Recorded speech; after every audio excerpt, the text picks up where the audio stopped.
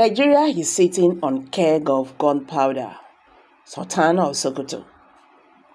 The Sultan of Sokoto and the chairman of the Northern Traditional Rulers Council, Alhaji Mohammed Sadiq Abubakar III, has lamented that Nigeria is sitting on gunpowder as millions of youths are jobless and food is beyond their reach. He made this known during the 6th Executive Committee meeting of the Northern Traditional Rulers Council held at Ariwa House, Kaduna, Wednesday. The Sultan noted that this is not the time to hide anything because Nigeria has reached a level where people are very agitated, hungry, and hungry. The Sultan, who was flanked at the meeting by the Emir of Kano, Alhaji Aminu Ado Bayero, and the Emir of Katsina, Alhaji Ado Manami Kabiri, said that things are not okay in Nigeria, and northern Nigeria is in particular has the two monsters that have been harassing northerners, insecurity and poverty. We have had such meetings before with the northern governors so many times at Kasim Ibrahim House. We have now entered into a new cycle of leadership. Some new governors have come on board, while others are in their second term, and we are still faced with this insecurity issue. To make matters worse, he countered that we are faced with the rising level of poverty of most of our people, a lack of normal sources of livelihood for the common man to have even a good meal a day. But I believe talking about insecurity and the rising level of poverty are two issues on which we cannot fold our hands and think everything is okay.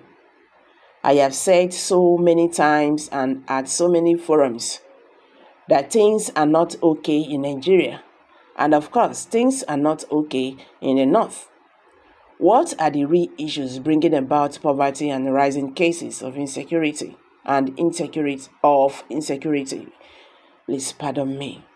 I don't think it is the issue of a new government. To me, this government is a continuation of the former government. It is the same party, so what really is the problem? I think that is one of the reasons we are here to talk to ourselves. We owe it a duty to the teeming millions of people that believes in the traditional institution to bring solutions to the various problems facing them.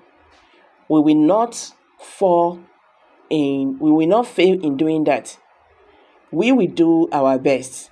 I have said so many times that we never lack solutions to our problems.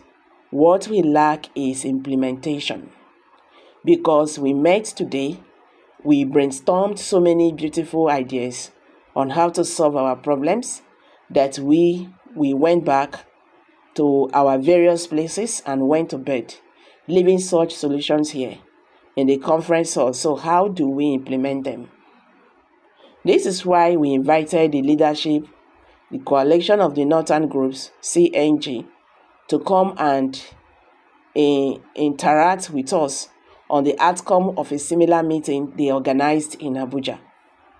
We also invited the Ariwa Consultative Forum, ACF, to be part of us and talk to us too, because as elders, some of whom have been in politics, they have done a lot for the North and the country. At the end of the meeting, we believe we will come up with various suggestions on how to resolve our numerous problems in the North.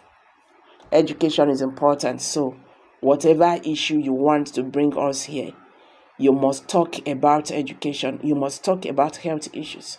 And of the two monsters that have been harassing all of us here, those are insecurity and poverty. And let's not take it for granted. People are quiet. They are quiet for a reason, because people have been talking to them. We have been talking to them. We have been trying to tell them things will be okay, and they keep on believing. I pray to Almighty Allah that they will not one day wake up and say that they no longer believe in you, because that will be the biggest problem, because we cannot silence these people as traditional spiritual leaders and diplomats forever. So I think it is good we talk about these things, and let us be very honest with ourselves. Let us be very frank about what we are going to tell ourselves here. It is no time to hide things. We have reached that level. People are very agitated. People are hungry and angry, but they will believe there are people who can talk to them. They believe in some of their governors, some other traditional rulers, and some of their religious leaders. Fortunately, some of us double as traditional and religious leaders. So we have these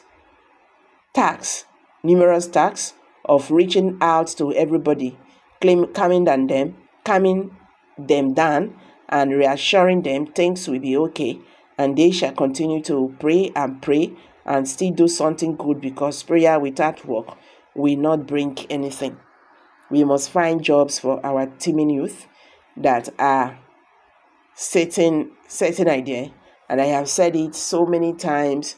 We are sitting on a keg of gunpowder, having teeming youths, millions of them, without job, without food. We are looking for trouble. But we thank Allah. We believe in ourselves. We believe in Almighty Allah to bring succor to our problems.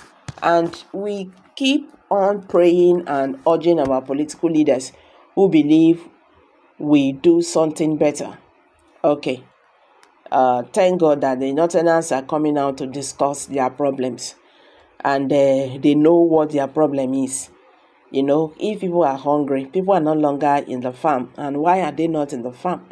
Bandits and Boko Haram have driven farmers from their farms. So you see, that is the reason why hardship, poverty, is not like it's sitting in the northern part of the country, because of the insecurity issue that is bedeviling their region. I think, thank God, I'm saying this again, thank God, their leaders are now coming up to speak. Let them tell themselves the truth and stop this business of banditry, in their region. I believe everything will be okay. If they are not telling themselves that they are done with this, these things will be fine. So guys, what's your thoughts? Let's hear from you. Kindly drop your view below the comment.